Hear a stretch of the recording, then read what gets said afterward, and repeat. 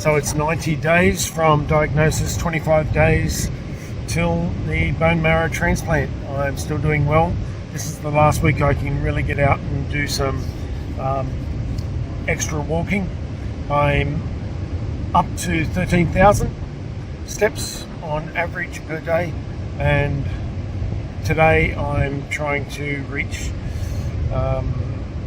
maybe around 18,000. I'm already at 15,500 steps, so hoping to get a little bit closer to the mark so I can, on average, maybe reach about 14,000 this week.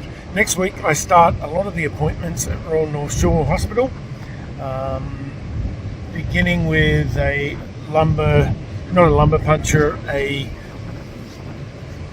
biopsy, a bone marrow biopsy, just for the last test going into the bone marrow transplant. That's the last chance for them to check all my levels before I go in there. And on the Wednesday, I go down and have a whole series of tests down at Royal North Shore Hospital. So that should be a significant day. I won't be able to do a lot of walking on those days. My averages will be blown out. So these are the days, basically this week is the final week that I can do some real strengthening. So I'm going to push it a little bit more and try to get some high level, and maybe I can average around 13,000, which would be really good for the week, and I'll be very satisfied if I can get to that. So stay with the exercise, keep up with it, particularly when it's getting close. You know that you're running into a whole lot of appointments you can't do anything about in those last 2 weeks prior to the transplant. So the weeks prior to that, they're your weeks to strengthen and do your activity, get your core strength, keep your weight on, because you will lose some weight, so keep your weight on in that time.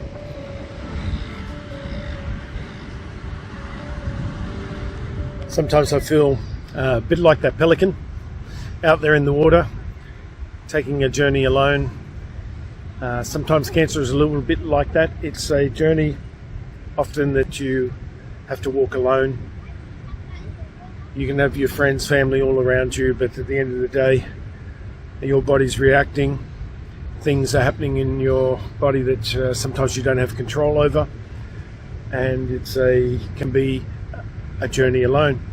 I know that I'm about to go into a transplant that's going to be a bit of a loneful journey, just because the distance away from the hospital that my family is, which means that it'd be very hard for them to actually get to that hospital while I'm going through the transplant. So I will spend the majority of the many weeks that I'm in hospital alone, and feeding through. It'll be, I guess, a bit like COVID times. It'll be feeding through video.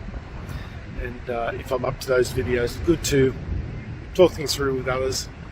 But know that there's things you face alone. So get yourself strong, mental health strong, have plenty of stuff to amuse you when you're in those alone times, and take your interest, or just rest.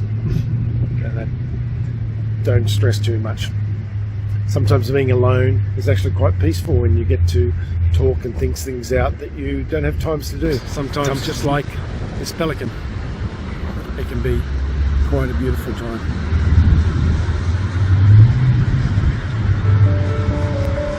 So one of the tough challenges that I've found over the past couple of weeks, and particularly over the last week, is how to manage relationships, staying positive and keeping the family positive, and at the same time caring for the family and them caring for you, which is challenging on both respects. It's very challenging for your family members to be caring for you, knowing how to feel, how to care, and at the same time managing very complex issues for themselves. This happens within a diagnosis of cancer, and you're trying to stay positive as well, and you're trying to stay positive for the whole family. It's like a dual responsibility in some respects, and it can be hard personally on all levels. For instance, my wife, who is trying to stay positive, And but I know she's emotionally going through a lot, and emotionally, you know, it feels like the world is falling apart. What's going to happen? Things that she's thinking about in the future. You know, should she ever be alone? How does she manage when she's been so used to having me around and doing things, and those little tasks that she would normally manage? And my son is saying, you know, he's often driven by my positivity, which is generally good around the home, so he's feeling quite positive about the outcomes. It's a challenge to balance all and to get any sort of balance right. You're feeling things yourself, you're having doubts, you're having fears, you're having some anxiety about the future, you're wondering, you're in those still hours of the nights and those times alone, you're having thoughts about the what ifs. You know, generally I'm a very positive person. I like to think that I can overcome everything. I like to think that I can problem solve and solve everything. I like to think that I'm strong. I like to think that I'm brave. At the end of the day, this is a very challenging diagnosis that can go anywhere. And I know that I'm going into a bone marrow transplant that very clearly the doctors can say things can go the other way. I've heard a lot of positive stories, so I'm really encouraged by that. But I also understand that things can take a turn for the worse, and I need to think about that and be ready for that. And at the same time, people like my wife understand those things as well. Such a challenge for her. She really wants to be strong and positive, but I see those times that it's a real challenge emotionally. And my son has also, you know, spoken to me about the times where his mum has cried herself to sleep, and that's a challenge for me to hear. It's emotionally, it's on the heartstrings, and I really want to be able to solve those things, but I can't. My son, who is being very positive, he's often driven by my positivity. So if I stay positive, he's feeling positive. If I show concern and fear, it might creep into him. So I'm doing my best to stay strong, realistic but strong for my son. We've had some deep talks. I'm saying really strong. And same with my older children. It's tough for them.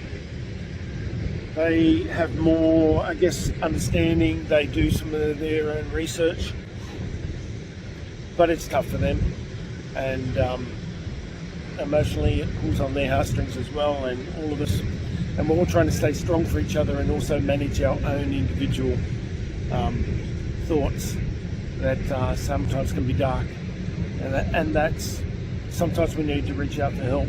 And you know, I've been able to get some counselling sometimes, and that's given me some good strategies. But it's also good to think about your partners, your spouse, your children, what's out there for them, what they can reach out to. Things like the cancer counsellor that have care for kids.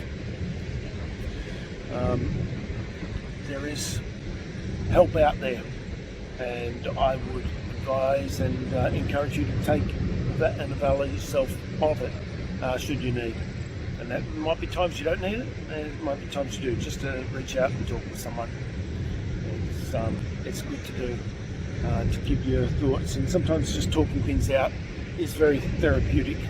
It just helps to cement things in your own mind and come up with strategies.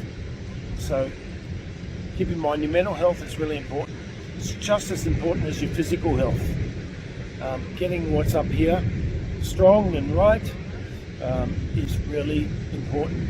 You want to go into a bone marrow transplant as positive as possible, not negating the facts, okay? But going in, understanding that you need to stay positive in your mind so that you don't fall into depression through it, or fear, or let fear take hold of you, because it can have some outworkings in a physical manner that you that mightn't be so good for you. So stay strong, stay positive, think about care for your children, about balance of your words, at home, personally.